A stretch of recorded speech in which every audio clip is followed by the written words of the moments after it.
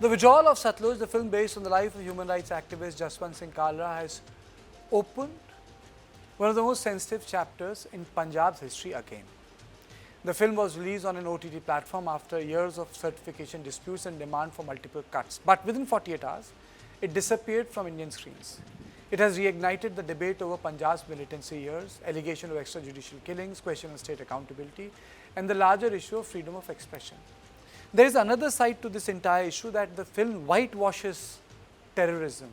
It does not contextualize what our police officers underwent, how Punjab was redeemed, and how Punjab was fought by our brave officers. On this issue, I am joined by Karan Bir Singh Sidhu, retired IS officer, former Special Chief Secretary of Punjab, and someone who, as I said, closely witnessed Punjab's political and administrative journey through the times of militancy. So, your opening comment on this entire thing, should we frame it from the point of view of freedom of expression? Should we frame it from the point of view of national security? Or should we frame it from the point of view of the fact that it was not supposed to be released and still it's out there and open? Karthikeyan, first of all, thanks for having me on your channel. All the three perspectives that you framed are actually intertwined with each other. It depends upon where the analyst or the commentator is speaking from.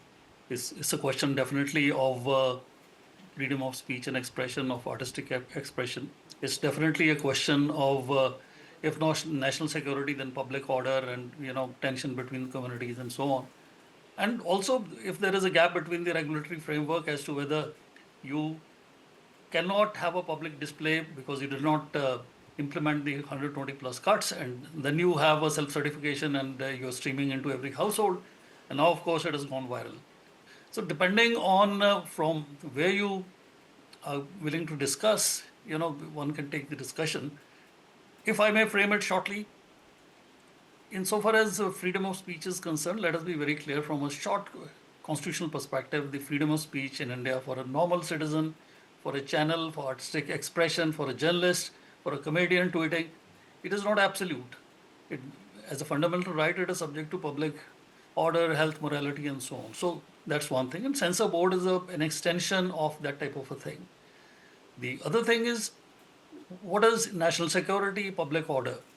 So national security is something which potentially impinges upon the security of the state, and you need not wait for an event to happen. And like in all the preventive actions which the administration takes, public order, law and order, preventive sections, apprehension of breach of peace, within that perspective, national security and public order issues those are decisions taken on the apprehension rather than, bolting the stable after the horse has run. And then you would say that the administration was, sleeping, what were the intelligence agencies doing, and so on.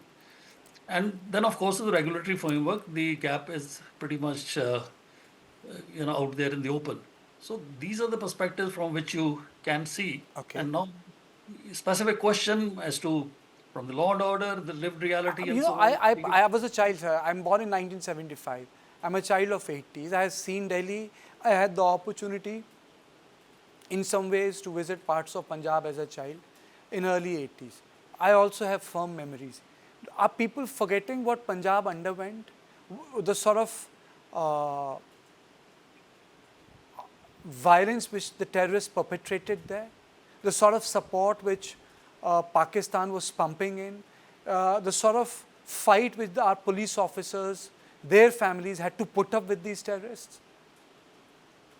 Absolutely. I mean, one thing is that even people of my generation, for instance, I was the Deputy Commissioner oblique the District Magistrate in Amritsar from 1992 to 96, which then included the district of Tarantaran, which is now a separate revenue district.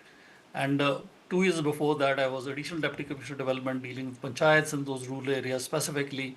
And before that in Police District Batala. So for us, it is a lived reality. People dying to DIG rank officers killed in live encounters, 4 or 5 serving SSPs in various operations all over the state, actively killed. And if you count the SP level officers, including those on deputation from paramilitary forces, one can get into the statistics, but those are the lived realities. And for our generation, people who are adult, people who are serving, For them, the wounds have healed. Punjab has healed. And there are other issues on which Punjab should be addressing. But definitely, which I say, that a person who's born around Blue Star, or let's say a kid born from 80s onwards, who's now a mature adult in mid 40s, late 30s and so on, would not have any idea of what Punjab underwent. And for them, it's a kind of a clean slate and a strongly made, from an artistic point of view, a movie which creates an impression. I watched recently the pirated version. I had not seen the regular one, 48 hours. And even with my type of sensitization or having lived experience and seen, it, the impression which it created on me and potentially would create on any person within or outside Punjab, a Hindu or a Sikh, abroad, foreign national who has nothing to do with India, the single impression that would be going across after watching this movie is that the Indian state, forget about what state government was there, ye Congress thi, wo tha, and all that.